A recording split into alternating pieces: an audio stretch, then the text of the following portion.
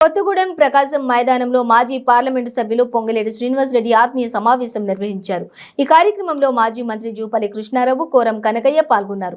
ఈ సందర్భంగా పొంగిలేటి శ్రీనివాస్ రెడ్డి మాట్లాడుతూ తెలంగాణ రాష్ట్రం ఏర్పాటుకు 2 పర్యాయాలు ఉద్యమం చేసి అది ఏర్పడ్డాక తెలంగాణ కుటుంబ పాలనగా మారిందన్నారు.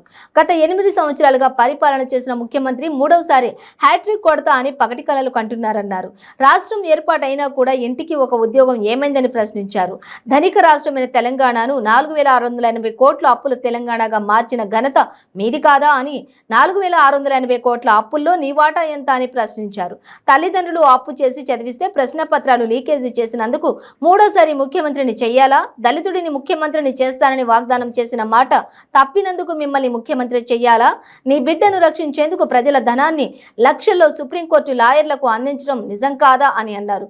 123 మంది సింగరేణి కార్మికులు మృతి చెందితే ఏ ఒక్కరినైనా పరామర్శించారా? ఒక్క రూపాయి అయినా ప్రకటించారా? 134 సంవత్సరాల చరిత్ర కలిగిన సింగరేణిని 8000 కోట్ల అప్పుల సింగరేణిగా మార్చింది మీరు కాదా? పచ్చగా ఉన్న సంస్థలను నిర్వీర్యం చేసేది మీరు కాదా అని అన్నారు. ప్రజాక్షేత్రంలో ప్రజలు ప్రతి ఒక్కటి గమనిస్తున్నారని, ప్రజాక్షేత్రంలో మీ సంగతి ఏంటో నిర్ణయిస్తారన్నారు.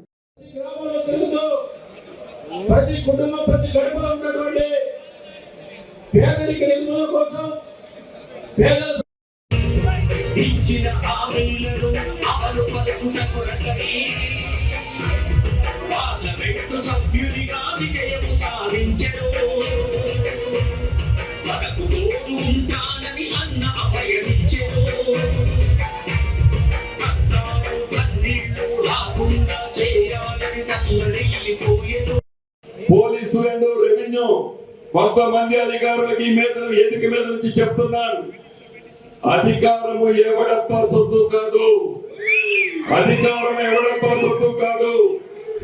5 సంవత్సరాల తర్వాత ఆ ప్రజా ప్రతినిధి మళ్ళీ ఎమ్మెల్యేగా గెలుస్తాడో, ఎంపీగా గెలుస్తాడో, ఎమ్మెల్సీగా గెలుస్తాడో లేదో నాకు తెలియదు. కానీ మీరు ఉద్యోగస్తులు